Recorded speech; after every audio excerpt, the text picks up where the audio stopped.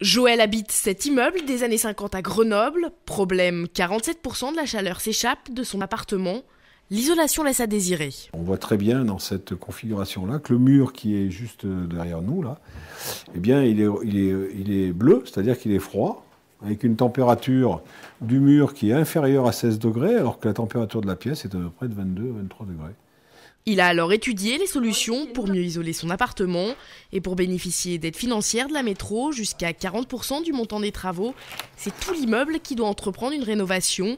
Il doit maintenant convaincre les copropriétaires. Dans une situation de cette nature, ce qui est important, c'est le temps de la conviction. Parce que c'est pas évident du premier coup pour tout le monde. Il y a quand même d'abord un problème de coût qui n'est pas négligeable. Et ensuite, il y a un problème de conviction qui n'est pas négligeable non plus. Outre les aides financières, la métro accompagne également les copropriétaires dans le montage et le suivi des dossiers.